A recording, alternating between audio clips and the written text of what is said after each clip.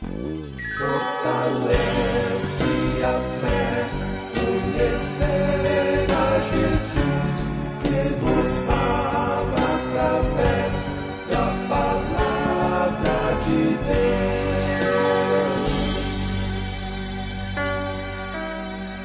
Apresentamos Através da Bíblia, o programa que leva você ao estudo sistemático e detalhado do livro dos livros, a Palavra de Deus.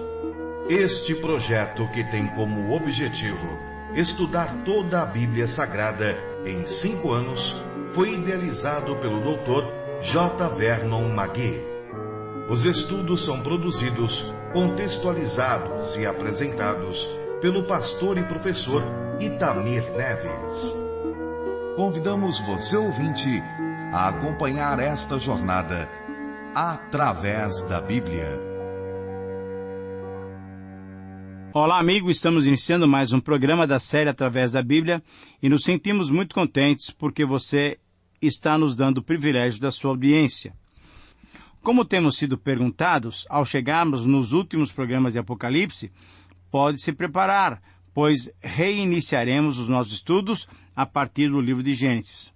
Sabemos que esse é um projeto desafiador, mas o Senhor tem nos abençoado e certamente nos dará condições para levarmos adiante esse projeto de estudar toda a sua palavra. Parte da certeza de que estamos caminhando com segurança vem de vocês mesmos, e nós agradecemos porque vocês têm acompanhado o estudo e têm escrito, compartilhando como que Deus tem falado aos seus corações.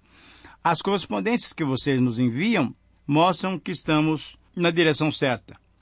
E nesse sentido eu registro hoje a carta do WFD da cidade de Martinópolis, no estado de São Paulo. A mensagem é a seguinte: venho através dessa parabenizar os amados irmãos em Cristo e organizadores desse trabalho maravilhoso que vem nos ajudando no crescimento espiritual através dos cursos bíblicos e dos estudos bíblicos com a apresentação do pastor e professor Itamir Neves. Somos gratos a todos, fico muito feliz pelos estudos, agradeço a vocês de todo o coração. Quando, em meus momentos de batalha espiritual, tive muita força e confiança através das palavras de conforto, através das mensagens e ilustrações que chegam até nós juntamente com os estudos. Continuem com esse trabalho rompendo fronteiras, anunciando o Evangelho da salvação, e creio que muitas pessoas, assim como eu, se encontram radiantes e maravilhadas com tudo que o Senhor tem nos proporcionado através desse ministério. Um grande abraço para todos vocês e que Deus os abençoe. Querido amigo, obrigado por você compartilhar conosco o seu testemunho e a sua impressão do programa. Nós louvamos a Deus que tem usado esse programa para atingir muitas vidas, levando-as ao conhecimento do Evangelho e também atingindo muitos irmãos, fortalecendo-os, edificando-os, incentivando-os na sua vida cristã. Bendizemos o Senhor por sua graça e misericórdia em nos usar. Agora eu convido você e a todos que estão me ouvindo nesse momento para buscarmos a presença de Deus numa palavra de oração. Vamos orar. Pai querido, chegamos à Tua presença agradecidos pelo privilégio de podermos falar contigo e termos certeza de que Tu ouves as nossas orações. Queremos Te pedir, Senhor, que, conforme a Tua vontade, Tu atendas o anseio que vai em todos os corações que Te buscam nessa hora. Pedimos-te também, Senhor, a iluminação do Teu Santo Espírito para entendermos a Tua palavra e capacitação para obedecermos a Tua palavra. Pedimos a Tua bênção sobre todo o projeto de estudarmos toda a Tua palavra. Oramos com gratidão, certos da Tua resposta, em nome de Jesus. Amém. Fortalece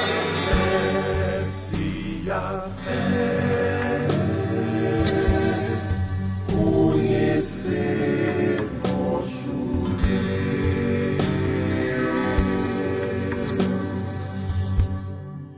Querido amigo, hoje o nosso propósito é estudarmos o parágrafo central do capítulo 11 de Zacarias. Vamos estudar e refletir sobre o texto de Zacarias 11, 4 a 14.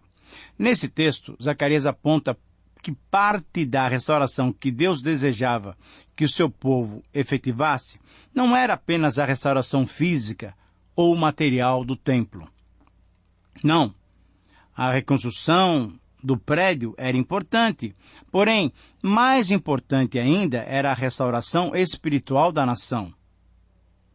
Deus queria que o seu povo, de volta à terra da promessa, aprendesse a se comportar dignamente. E a relação que eles tinham com Ele, o Senhor, o seu Deus, teria que ser diferenciada. A adoração deveria ser diferente. O culto deveria ser feito em espírito e em verdade, conforme o Senhor Jesus disse em João 4:24. Mas, para que essa reforma espiritual acontecesse, teriam que retirar do seu meio os maus líderes, os maus pastores. Na avaliação de Deus, havia entre o seu povo aqueles que deveriam ser autoridade na condução do povo, mas deveriam ser autoridade pelo exemplo prestado através das suas vidas. Na avaliação de Deus, muitos líderes deveriam deixar suas posições. Zacarias, então, descreveu os líderes como sendo pastores inúteis, que pouco se importavam com as ovelhas. Infelizmente, como temos visto nos dias de hoje, alguns pastores estavam mais interessados nas suas próprias vidas, estavam mais interessados em se beneficiar da sua posição de liderança, estavam mais interessados em se beneficiar do próprio rebanho. Deus então chamou o próprio Zacarias para liderar o povo. Mas o povo rejeitou a liderança espiritual do profeta. Sabe por quê? Porque o profeta de Deus denunciava o pecado, denunciava o erro, denunciava a desobediência. Assim deve agir o verdadeiro pastor. Zacarias foi rejeitado, pois o povo não queria alguém que expusesse seus pecados e os seus desvios. Diante disso, então, nesse texto, temos algumas verdades que necessitamos estudar para aplicarmos aos nossos dias. Essas verdades estão inseridas nesse texto, cujo estudo faremos dando-lhe o seguinte título: A rejeição do bom pastor. Esse é o título para Zacarias capítulo 11, versículos 4 a 14. Eu repito, a rejeição do bom pastor. Querido amigo, o tema desse texto é tremendamente necessário e importante nos dias de hoje. Muitos têm se denominado pastores, missionários, profetas, bispos, apóstolos, e ainda alguns estão se denominando um grau superior aos apóstolos. Muitos que se autodenominam assim têm confundido os fiéis. As suas pregações e práticas não são condizentes com a palavra de Deus. Pastores qualificados e dedicados merecem o respeito e o apoio das ovelhas por eles guiadas. Paulo disse: devem ser considerados merecedores de dobrados honorários os presbíteros que presidem bem, com especialidade os que se afadigam na palavra e no ensino. Você deve se lembrar, nós já estudamos essa passagem em 1 Timóteo capítulo 5, versículo 17. Além disso, o autor de Hebreus também nos ensina: obedecei aos vossos guias e sede submissos para com eles. Por quê? Porque eles velam por vossa alma, como quem deve prestar contas, para que façam isso com alegria e não gemendo, porque isso não aproveita a vós outros. Palavras do autor de Hebreus, capítulo 13, versículo 17. Querido amigo, homens fiéis que amam a Deus e aceitam a responsabilidade de ajudar os seus irmãos, esses merecem o nosso respeito, a nossa submissão, o nosso amor.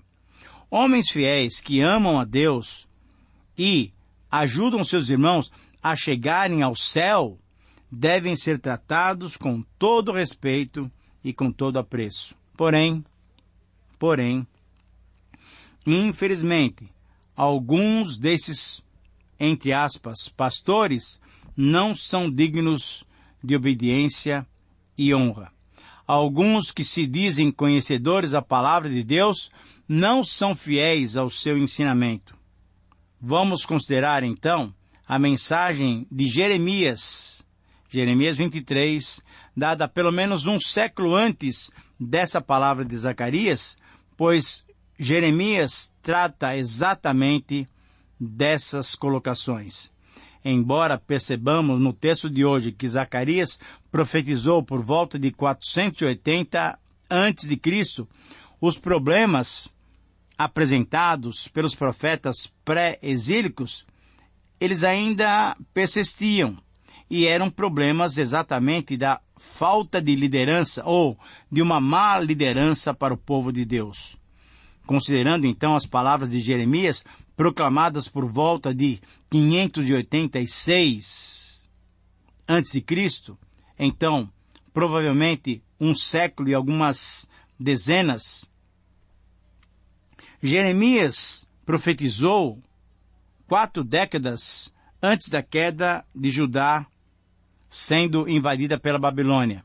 E ali já percebemos que Deus estava chamando através do seu profeta o povo, e especialmente os líderes dos judeus, ao arrependimento, à confissão dos seus pecados. Jeremias bem entendeu que o principal problema não foi uma questão de diplomacia ou de poder militar. Jeremias entendeu que Deus via a corrupção do povo de cima para baixo como motivo do castigo iminente. Corrupção dos líderes que atingia até o povo. E tudo isso, então, fornecia um motivo para que Deus disciplinasse, castigasse o seu povo. No capítulo 23 de Jeremias, ele apresentou uma mensagem de Deus que mostra a diferença entre o pastor verdadeiro e fiel e os maus pastores que maltrataram as ovelhas do Senhor. Ai dos pastores infiéis, disse o Senhor através de Jeremias. Deus falou aos líderes de Judá, dizendo que eles eram culpados de negligenciar e maltratar o rebanho dele. Agora, preste bem atenção nos verbos que ele usou para descrever a conduta desses pastores: destruir, dispersar, afugentar e não cuidar. Pastores devem fazer o quê? Juntar, alimentar, cuidar, guiar, proteger. Mas os pastores de Israel faziam tudo ao contrário.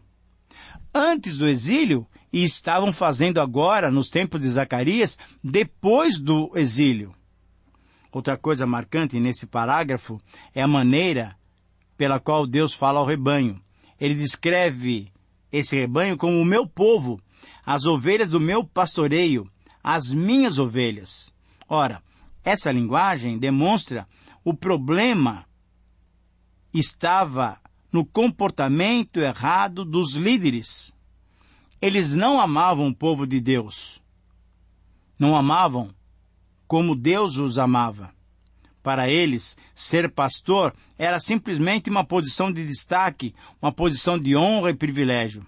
Mas para Deus, ser pastor era uma posição de responsabilidade, de sacrifício, de amor. Hoje, ainda há muitos que olham para o cargo de pastor, de missionário, de apóstolo, de bispo, como uma posição de honra a ser cobiçada, a ser conquistada. Buscam o destaque e desejam a honra diante dos homens, ao invés de agir humildemente como pastores no rebanho local.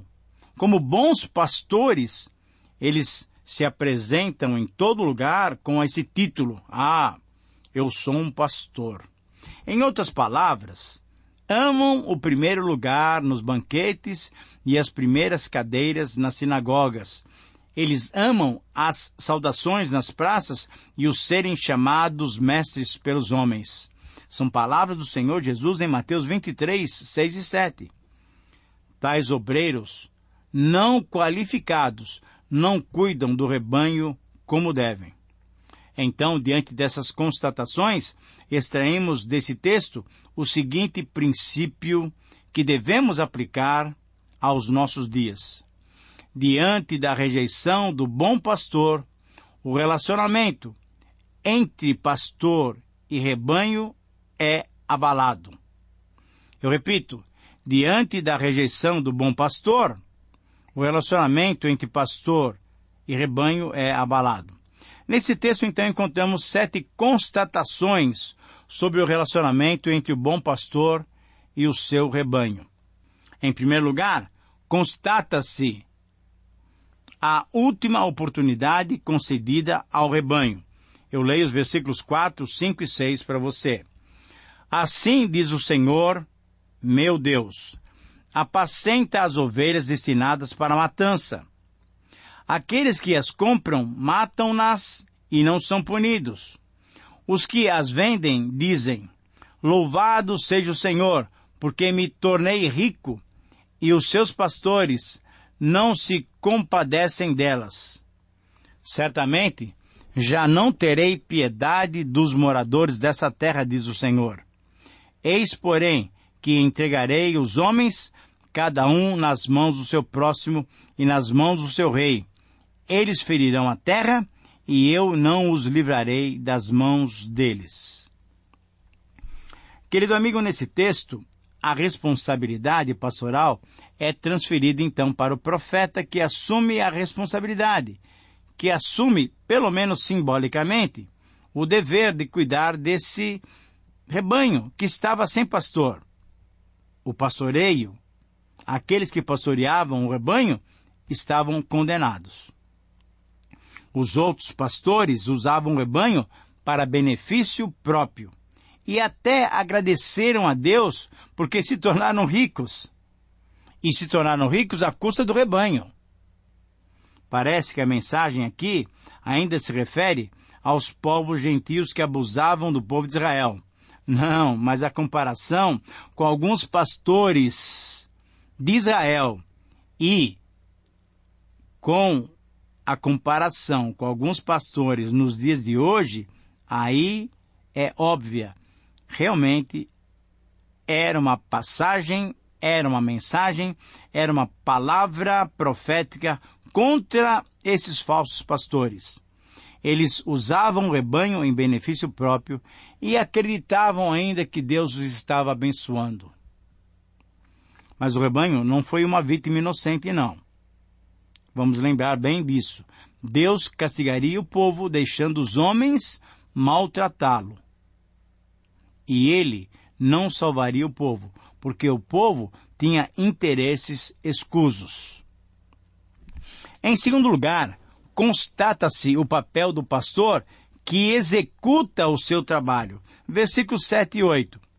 Apacentai, pois, as ovelhas destinadas para a matança, as pobres ovelhas do rebanho. Tomei para mim 2 varas. A uma chamei graça e a outra união. E apacentei as ovelhas. Dei cabo dos 3 pastores num mês. Assim, o profeta recebeu uma tarefa de pastorear o rebanho condenado. Condenado porque não tinha pastores à altura para comandá-lo, para pastoreá-los, para alimentá-los. O trabalho do profeta, então, foi agora transferido como um pastor de rebanho. Lembrando que Zacarias era um sacerdote, estava ocupando o papel de profeta e agora ocuparia o ministério pastoral. Ele apacentou com 2 varas. Uma chamava graça. O que é graça? Graça é o favor de Deus.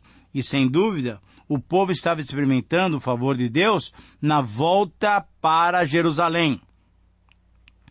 Depois de 70 anos de exílio, depois de 70 anos longe da terra da promessa, eles voltavam pelo poder, pela graça, pela manifestação soberana de Deus.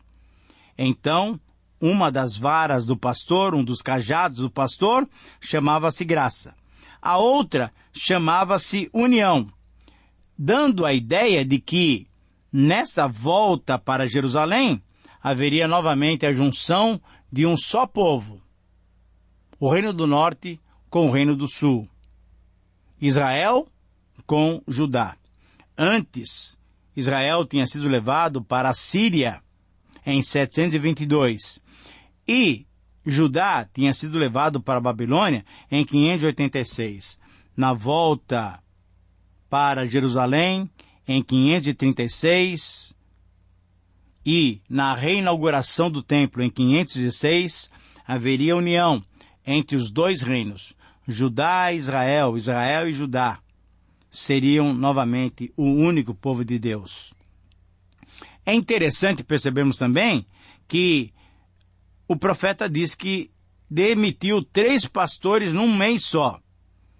Nós temos várias interpretações, mas o fato todas é que sugerem que algumas pessoas que não servem o povo de Deus, o rebanho de Deus, devem ser afastadas.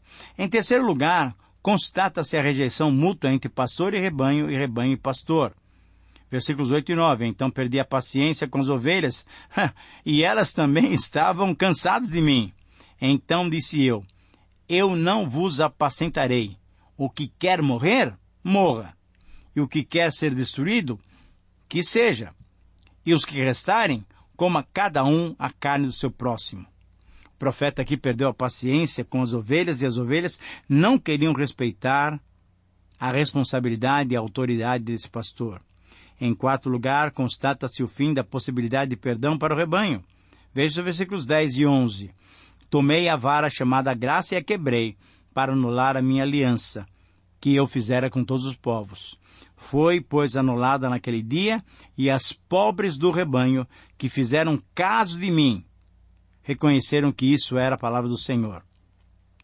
Querido amigo, tudo isso simbolizava a aliança do Senhor, que foi quebrada pela rejeição do povo. Essa quebra da aliança da graça removia a proteção que impedia a agressão dos povos. Os pobres do rebanho entenderam que Deus estava agindo. Em quinto lugar, constata-se com o pagamento que o trabalho tinha terminado. Versículo 12. E eu lhes disse, se vos parece bem, dai-me o meu salário, e se não, deixai-o. Pesaram, pois, o meu salário por 30 moedas de prata. O pastor, querido amigo, não tomou nada por força, mas pediu que o povo avaliasse o seu trabalho e pagasse o seu salário justo. Eles pagaram o valor de um servo chifrado por um boi, conforme Êxodo 21:32, uma maneira de desprezar o trabalho do pastor. Em sexto lugar, constata-se o desprezo pelo valor pago ao trabalho. Versículo 13. Então o Senhor disse, arroja isso ao oleiro, esse magnífico preço em que fui avaliado por eles. Tomei as 30 moedas de prata e as arrojei ao oleiro na casa do Senhor. O pastor jogou fora, lançou fora aquele salário. O próprio Senhor, falando com ironia, estava dizendo, que magnífico preço! E por isso, jogou tudo fora. Em sétimo lugar, constata-se o fim da possibilidade da união do rebanho. Quando o povo de Deus não quer andar com Deus, Deus permite que aconteça isso. Eu leio para você o versículo 14. Então quebrei a segunda vara, chamada união, para romper a irmandade entre Judá e Israel. Querido amigo, ele quebrou a segunda vara, rompendo a união entre os dois povos, Judá e Israel. E como conclusão, nós podemos chegar a entender que tudo isso poderia acontecer se houvesse um bom pastor, se o povo entendesse a necessidade de submissão ao bom pastor. Mas como haviam pastores maus em Israel, tudo isso aconteceu e foram levados para o exílio. Como é que podemos aplicar essas mensagens a nós? Com certeza, várias dessas passagens são aplicadas à pessoa do Senhor Jesus Cristo. Embora essa profecia descreva o que Deus estava fazendo na época do Antigo Testamento, vários elementos se aplicam ao trabalho de Jesus como bom pastor. Que você tenha a possibilidade, mas tenha também a certeza de ser pastoreado pelo bom pastor. Submeta-se a ele, discirna quem é o bom pastor que você ouve hoje, para que a sua vida seja abençoada pelo Senhor. Um grande abraço e até o próximo programa. Terminamos mais uma apresentação do programa Através da Bíblia. Esperamos que você nos escreva, dando a sua opinião sobre o que ouviu.